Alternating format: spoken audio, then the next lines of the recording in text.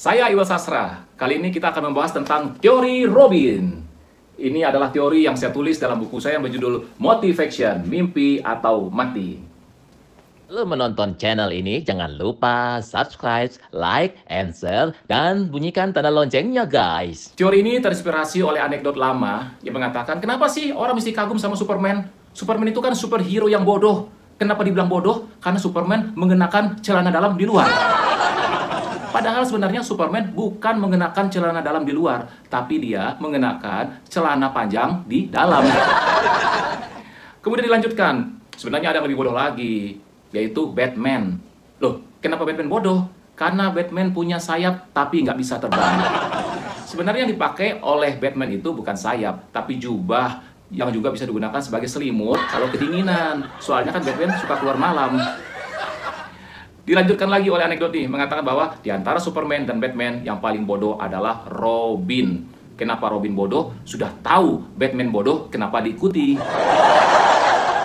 Tapi menurut saya, justru Robin ini pinter karena mengikuti Batman. Dengan mengikuti Batman, Robin ikut terkenal. Kan kita sering dengar Batman dan Robin. Coba kalau seandainya yang mengikuti Batman itu adalah Bambang, maka yang kita dengar adalah Batman dan Bambang.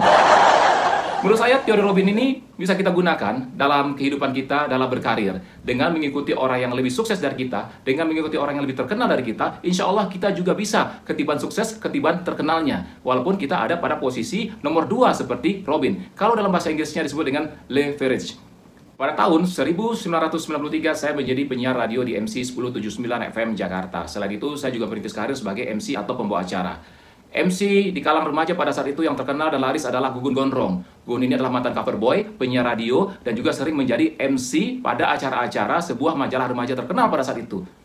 Lalu saya berpikir, bagaimana caranya agar saya juga bisa laris dan terkenal seperti Gugun? Kemudian saya bicara kepada Gugun, Gun, bisa nggak gua menjadi MC cadangan Gugun? Loh, maksudnya bagaimana, Well? Ya, kalau ada orang minta Gugun sebagai MC, tapi jadwal Gugun sudah padat, dilempar aja ke Iwel. Nah, rupanya permintaan saya ini dipenuhi oleh Gugun. Karena menurut Gugun, seringkali penyelenggara acara itu, ketika minta dia menjadi MC, Gugun nggak bisa, mereka bingung mencari penggantinya. Nah, jadilah kemudian setelah itu, ketika orang membutuhkan Gugun, Gugun nggak bisa sebagai pembawa acara karena jadwalnya sudah padat, dilempar ke saya. Jadi ini sangat menguntungkan. Menguntungkannya bagaimana? Kalau seandainya misalnya saya tampilnya bagus, maka orang akan memakai saya kemudian kembali. Ya, atau ada repeat order. Tapi kalau seandainya saya tampilnya nggak bagus, ya paling domelin Gugun. Gun, nggak bagus tuh MC-nya. Alhamdulillah, insya Allah, selama itu saya belum pernah mengecewakan penyelenggara acara. Dan Gugun juga senang karena bisa merekomendasikan MC pengganti yang baik. Nah, pengalaman saya ini terus ditambah dengan anekdot yang saya baca tentang Superman, Batman, dan Robin menginspirasi saya untuk melahirkan teori Robin. Masih terkait dengan teori Robin, saya akan bacakan kisah mantan wakil presiden ke-45 Amerika Serikat, yaitu Al Gore. Jadi Al Gore ini pernah menjabat sebagai wakil presiden pada masa Presiden Bill Clinton dari tahun 1993 hingga 2001. Sebelumnya, tahun 1988, Al Gore pernah ikut dalam perebutan tiket presiden dari Partai Demokrat, tapi Al Gore gagal menjadi calon presiden dari Partai Demokrat karena kalah suara dari Michael Dukakis.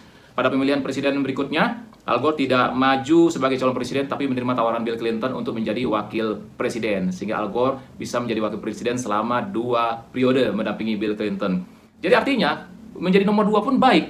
Ya, menjadi nomor 2 itu adalah suatu hal yang bisa jadi baik untuk kita. Jadi jangan pernah takut menjadi nomor 2. Bisa jadi menjadi nomor 2 merupakan posisi yang lebih baik dan lebih bisa kita nikmati. Atau memang takaran kita lebih pas berada di posisi itu. Nah, sudah saya tulis. Kelihatan ya? Tuh. Ya. Lalu, apakah dengan menjadi nomor 2, kita akan selamanya menjadi nomor 2? Tidak. Saya banyak membaca kisah-kisah sukses para pengusaha. Ketika mereka terjun sebagai pengusaha, mereka menempel pengusaha senior. Mereka belajar dari seniornya. Kemudian mereka bisa menjadi nomor 2, bahkan kemudian menjadi nomor 1. Mereka menjadi pengusaha nasional yang dikenal bukan hanya di dalam negeri, tapi juga di luar negeri. Semuanya tergantung dari usaha kita dalam mewujudkan impian dan cita-cita kita. Tapi teori Robin ini sebaiknya hanya digunakan untuk karir dan bisnis. Jangan digunakan untuk urusan asmara. Kalau untuk urusan asmara, jangan pernah mau menjadi yang nomor 2. Makanya saya bingung itu dengan lagu Astrid yang bunyinya kayak gini. Jadikan aku yang kedua, buatlah diriku bahagia. Aduh, biarlah itu dalam lagu aja, tapi dalam kehidupan untuk urusan asmara tetap jadi nomor 1 dan satu-satunya.